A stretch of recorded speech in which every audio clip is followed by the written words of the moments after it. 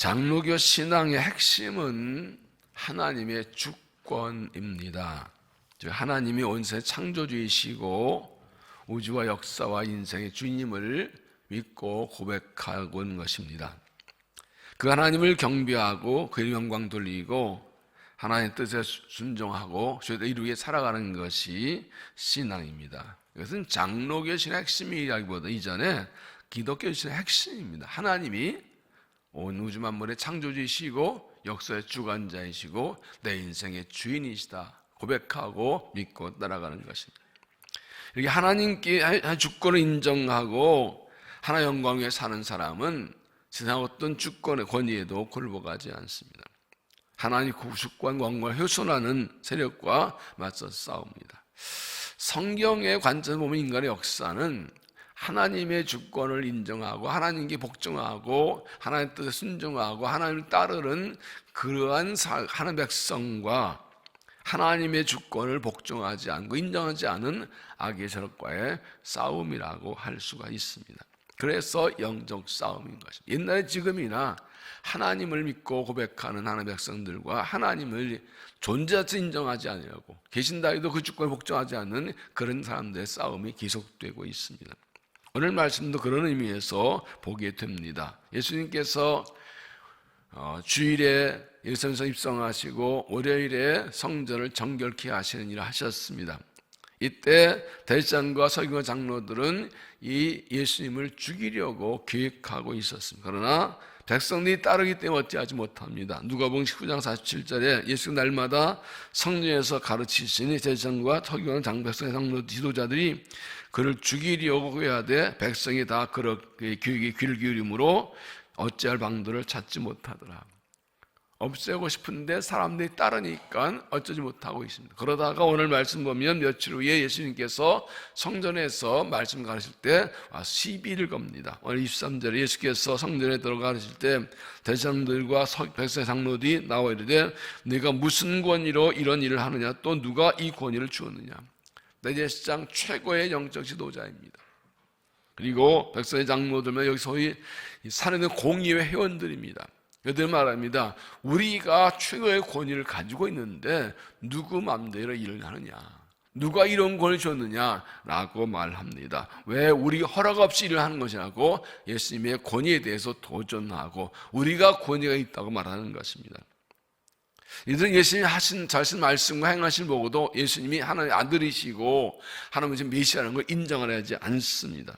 오늘도 하나님의 주권을 인정하지 않고 예수가 구주수 인정하지 않는 그런 사람들이 있습니다. 이 말에서 우리가 생각할 것이 있습니다. 우리는 예수님의 권위를 얼마나 인정하는가, 얼마나 복종하는가. 다 예수 믿지요. 중요한 것은 삶에서 예수님을 나의 구주로 복종하며 믿고 복종하며 그 권위에 순종하며 사는 삶을 사는가 하는 것입니다. 먼저 생각할 것은 권위는 하나님 주신 것이다 하는 것입니다. 권위는 하나님 주신 것이다.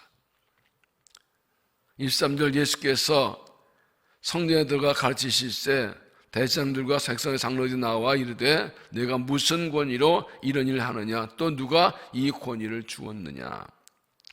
이들의 질문은 잘못되었습니다. 예수님 보기에 우리에게 권위가 있다라고 말하는 것입니다. 그러나 권위는 사람이 주는 것이 아니라 하나님 주시는 것입니다.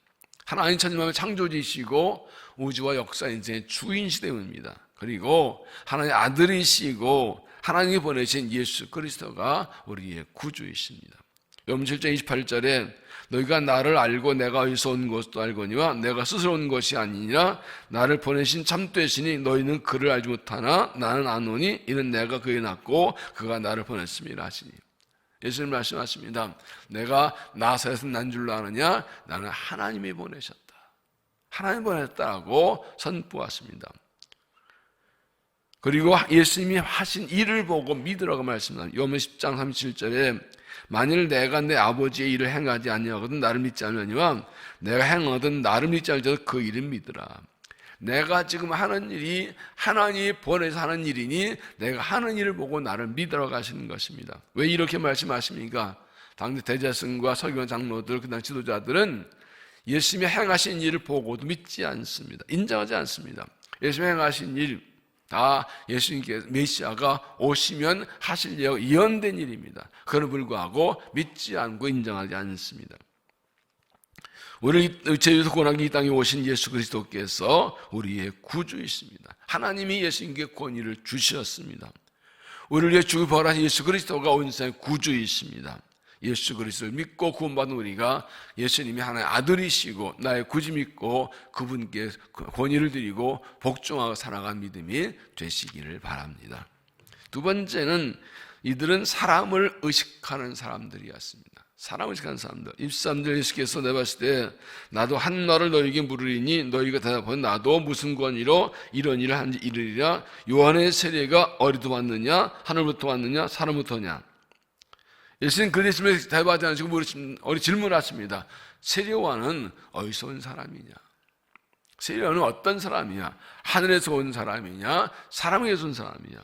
요한의 권위가 어디 있냐고 물으십니다.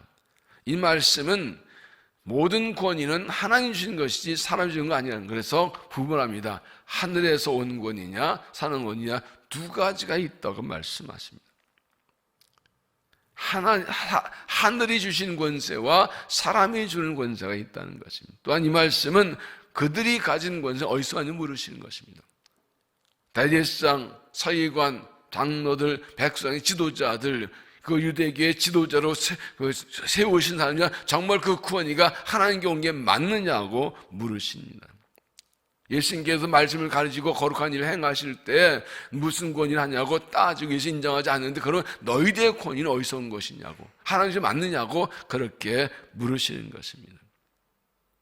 다시 말하면 그들은 겉으로 하나님 주신 권위를 가지고 있다 하지만 실제로는 아니어서 오히려 그 사람이 세운 권위 가지고 하나님의 일을 방역이 있다는 것입니다. 어떻게 대답했나요? 25절 그들이 서로 일어나 이르되 만일 하늘부터라 하면 어찌하여 그를 믿지 않느냐 할 것이요 만일 사람부터라 하면 모든 사람이 요한을 선자 여기니 백성이 무섭다 하여 예수께서 이르되 우리가 알지 못하느라. 정말 모르는 것이 아니라 그들은 인간적인 생각으로 대답하는 것입니다. 요한의 세례가 하나부터 하면 왜 그런 선자를 믿지 않았냐고 말을 할 것이고, 사람이 왔다 그러면 백성들이 따르니까 또 백성들이 반발할 것이고, 지금 예수님의 질문은 그들이 세례요한도 인정하지 않고 있다는 것입니다. 아시는데 세례요한은 예수님 오실 길을 미리 준비하는 보내신 사람입니다. 요단강에서 세례를 베풀었습니다. 메시아가 오시니 회개하라, 그리고 세례를 주었습니다. 분명히 하나님 보내신 메시아를 준비한 사람인데 불구하고 이들은 인정하지 않습니다. 그렇기 때문에 예수님 이렇게 물으시는 것입니다. 다시 말하면 이들은 사람을 의식하고 있습니다. 사람이 정치적입니다. 하나님이 하나님이 하나님이라면 그 복종해야 되는데 사람들에게 인기를 얻을까, 정치적으로 어떻게 뺏길까, 이거 재고 있어 대답하지 못하는 것입니다. 이들은 하나님 생각하지 않고 하나님 신분이 생각하지 않고 결정적으로 그렇게 되거든 백성은 존경받지 못합니다. 우리는 하나님의 자녀들입니다. 그리고 하나님의 일꾼들입니다. 이 하나님의 일꾼의 권위는 어디서 옵니까? 어떤 직책을 가지고 있고 직분 자체에 있습니까? 직분을 받고 하나의 일꾼을 부름받았어도 그 영적 권위가 없는 사람도 있습니다. 어디에서 우리의 권위가 옵니까? 그것은 하나님과의 관계에서입니다. 이 당시에 대제사장, 서기관, 백성, 장로들은 그들은 겉으로는 공식적인 권위를 가지고 있었지만 실제 존경받지는 못했습니다. 어떻게 존경받습니까? 권위는 하나님과 관계 속입니다. 근데 하나님과 온전한 관계, 깊은 관계를 가지고 있으면 사람들이 알고 존경, 인정을 따릅니다. 그러나 엄청난 대단한 권위를 가지고 직분과 직장에서 하는 관계가 막혀있고 올바르지 못하면 사람들이 인정하지 않습니다. 보면 아는 것입니다. 하나님과 올바른 관계를 가지고 있어 하나님께서 권위를 주시고 능력 주시고 사람들 앞에 세워져서 하나님 주신 사명을 감당케 주십니다. 사람들은 하나님 사람을 인정합니다. 그러나 하나님 관계가 약해지 막혀 있으면 겉으로는 권위를 가지고 말하지만 하나님이 함께 일하지 않고 사람들이 따르지 않습니다. 하나님의 자녀로 하나님권으로 사람을 의식하지 않고 하나님을 의식하고 살아가는 믿음이 되시길 바랍니다. 언제 하나님과 관계를 올바로 하고 하나님 주신 권위와 능력과 지혜로 주의 일을 감당하는 믿음이 되시길 바랍니다. 권위는 사람이 주는 것이 아니고 내가 주는 거 아니고 하나님 주는 걸 깨닫고 하나님을 두려워하고 하나님을 높이고 하나님의 권위에 복종하는 믿음을 가지고 살아가서 사람들의 존경받고 하나님 권위로 주의 일을 감당하는 믿음이 되시기를 바랍니다. 세 번째, 하나님의 뜻을 알 자격이 없는 사람들. 하나님을 알 자격이 없는 사람들. 27절 예수께서 대답하여 이르되 우리가 알지 못하나니 예수께서 이르시되 나도 무슨 권위로 이런 일을 하는 너에게 이르지 아니하리라. 이 말씀의 흐름을 보면 예수님께서 너희들의 권위는 껍데기이다 책망하실 것 같은데 예수님께서 말씀합니다. 모른다고 나도 대답 안 할 거야.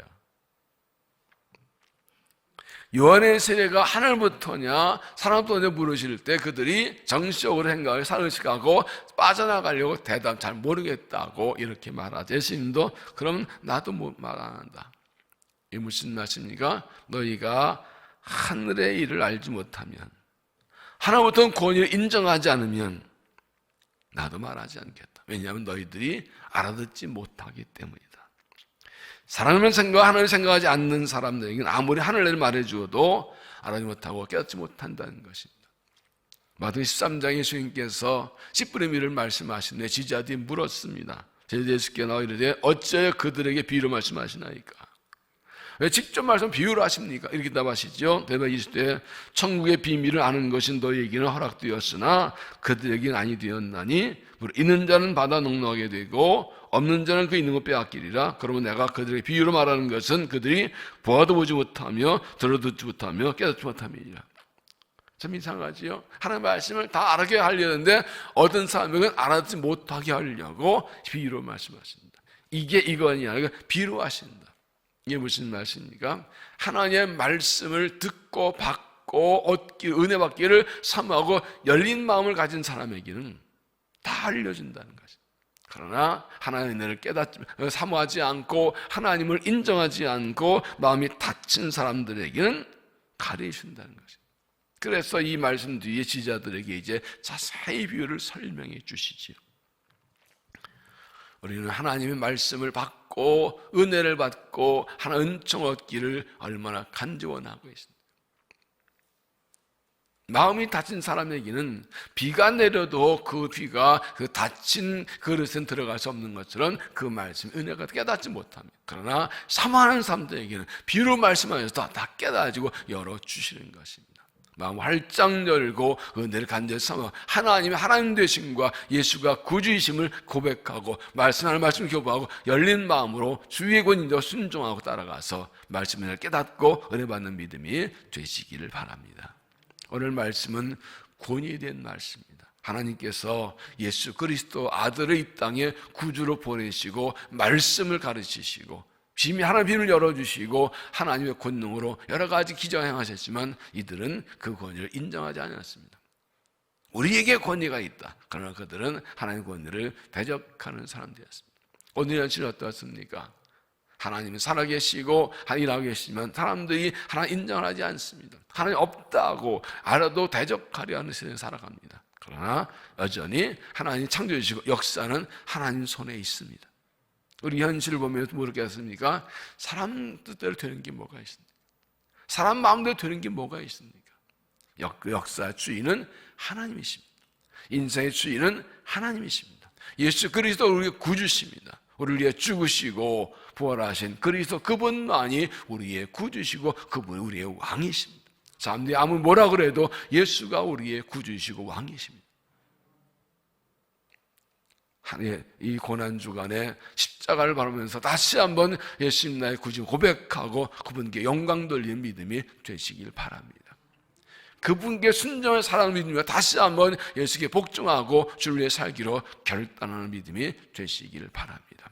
권위는 사람이 주는 것이 아니라 하나님 주시는 겁니다.